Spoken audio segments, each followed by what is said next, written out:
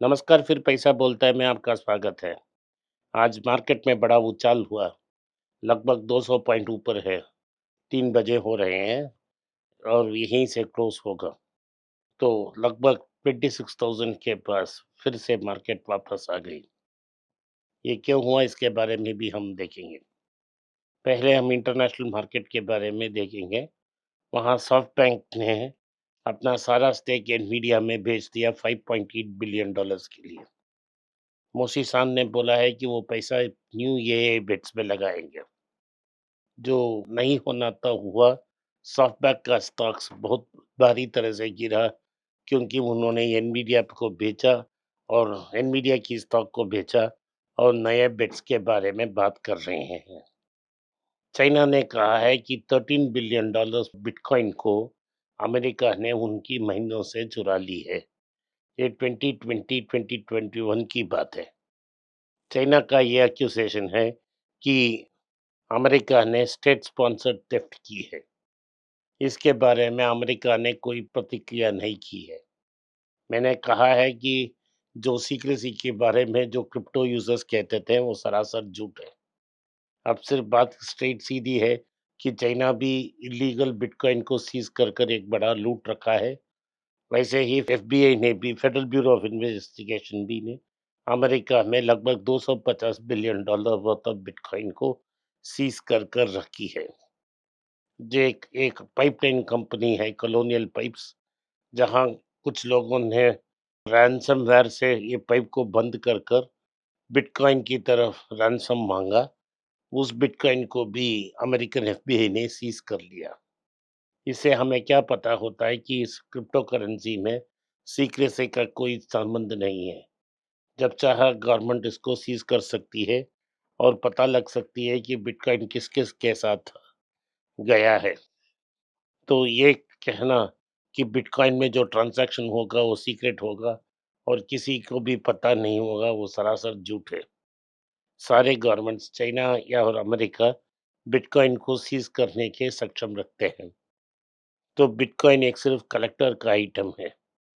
Bitcoin और ether को छोड़ के सारे और बड़े सारे क्रिप्टो करेंसी का बुरा हाल है। ये सिर्फ कलेक्टिबल्स हैं। जैसे एक ज़माने हमने क्रिकेटर का पोस्टर्स कलेक्ट करते थे, एक्ट्रेसेस का पोस्टर कलेक्ट करते थे और ओल्ड पिक्चर्स का पोस्टर भी कलेक्ट करते थे। इसका कोई वैल्यू नहीं है। वैल्यू सिर्फ है क्योंकि दूसरा और इसको खरीदना चाहता है। इसमें कोई इकोनॉमिक वैल्यू नहीं है। इसको हमें समझना चाहिए। सोने के बारे में आज बात करने से सोने का दाम 100 रुपया गिरा। कल 100 रुपया ऊपर गया, कल आज 100 रुपया गिर गया। सो सोने का दाम नीचे ऊपर जा रहा है, वैसा ही रहेगा जब तक दिसंबर में फेडरल रिजर्व के चीफ जेरोम पॉल कुछ ठीक ठाक भूलते नहीं है। अगर रेट कट करते हैं तो गोल्ड का दाम ऊपर जाएगा। अगर रेट कट कर नहीं करते हैं और हॉकी स्टोन लेते हैं तो गोल्ड का दाम थोड़ा नीचे जा सकता है, लेकिन वो तो दिसंबर में ही होगा। आज मुख्य खबर ये है कि टाटा मोटर्स की कमर्शियल व्हीकल का कंपनी का शेयर प्राइस लॉन्च हो गया है। एनएसई और बीएसई में ट्रेडिंग शुरू की और बेल को एनएसई में चंद्रशेखर साहब ने लगाया। उन्होंने कहा है कि ये 10 साल का प्लानिंग है।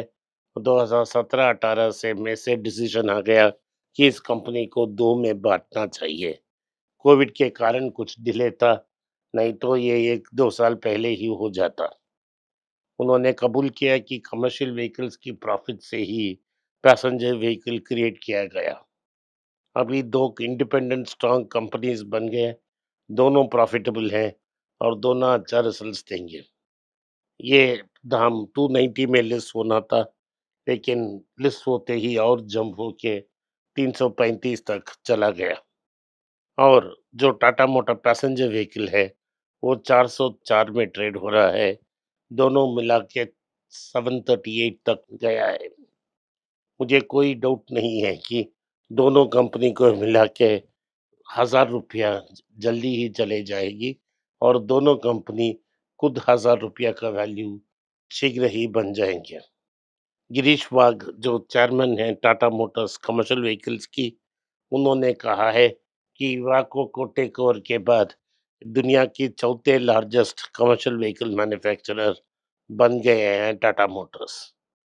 जो इंटरनेशनल मार्केट अफ्रीका और मिडल ईस्ट में उनको ट्रैक्शन मिल रहा है और साउथ अमेरिका में भी वो एंटर कर रहे हैं।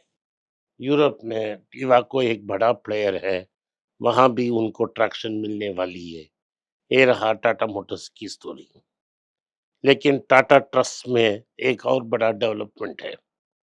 टाटा ट्रस्ट में नियोल टाटा ने अपने बेटे निविल टाटा को दोराबजी ट्रस्टी बना दी है। दूसरी बात यह है कि महाराष्ट्र गवर्नमेंट ने ऑर्डिनेंस पास कर कह दिया है कि 25% ऑफ द ट्रस्टीज ये एक लाइफ टाइम ट्रस्टीज हो सकते हैं, क्योंकि टाटा ट्रस्ट में सिर्फ 6 ट्रस्टीज हैं, एक लाइफ टाइम ट्रस्टी हो सकता है। वो life time trustee Niyol Tata बन गया है। मैंने इस तमिल चैनल में पहले बार कहा था कि नियोल टाटा के बेटे हैं, बेटियां हैं और वे टाटा ग्रुप की कंट्रोल ले लेंगे।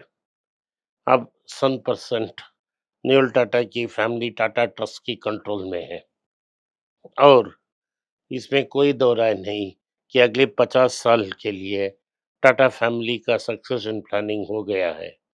निविल टाटा का उम्र सिर्फ 32 साल का है। टाटास की जो प्रेस रिलीज आई थी उनमें कहा है पिछले 5 से 6 साल निविल टाटा ने रतन टाटा के साथ गुजरा है ताकि उनकी मेंटरशिप हो जाए। तो नेविल टाटा को रतन टाटा का मेंटरशिप भी मिला था। यामाहा भारत में एक नया स्कूटर का ईवी प्लेयर आ गया है। यामाहा ने बोला है कि वो अगली 2 साल में 10 ऐसा मॉडल डालेंगे और इलेक्ट्रिक व्हीकल्स में अपना लॉन्च करेंगे। इंडसइंड बैंक ने कहा है कि उनकी पहले पिछली हुई सीईओ सुमंत कथपालिया और उनकी डिप्टी सीईओ से जो सैलरी और बोनसेस दी थी उसे क्लैबैक करने की कोशिश करेंगे। एक्सिस बैंक से सारे टॉप मैनेजमेंट बड़े बड़े पोस्ट को फिलअप करने के लिए एक्सिस बैंक छोड़कर कई लोग इंडसइंड बैंक आ रहे हैं। तो इस आने वाले समय में इंडसइंड बैंक का कल्चर भी ग्रोथ कल्चर की तरफ हो जाएगा।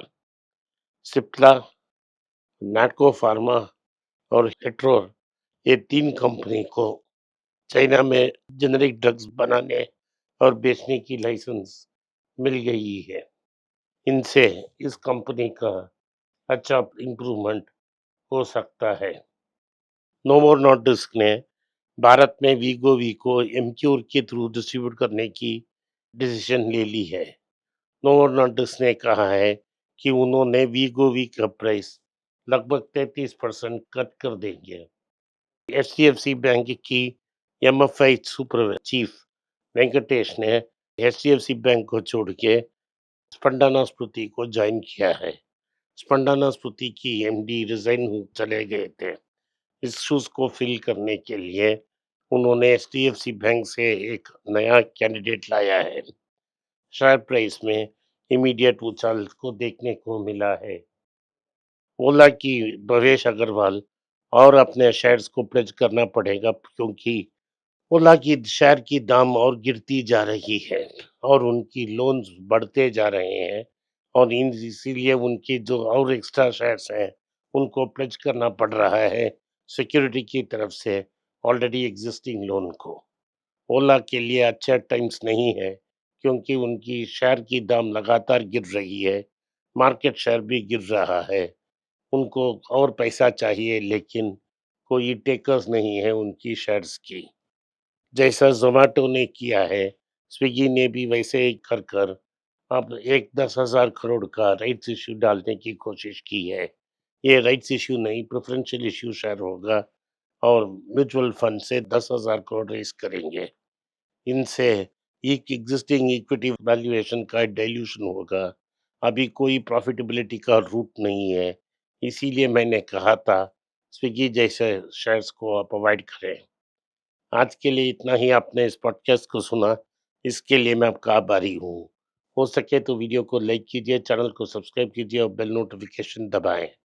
इस वीडियो को अपने दोस्त और रिश्तेदार के पास भेजें और उन्हें देखने की आग्रह करें। नमस्कार, धन्यवाद, जय हिंद। नीचे एक ईमेल स्क्रॉल हो रहा है, इसका ईमेल एड्रेस है paisa.bolta hai.np@gmail.com। अगर आप मुझसे संपर्क करना चाहते हैं तो इस ईमेल में मेल भेजें, मेरी टीम आपसे बात करेगी। फिर से बता रहा हूँ मैं, paisa.bolta hai.np@gmail.com। इसमें आप मेल भेज सकते हो, मेरा टीम आपसे संपर्क करेगा।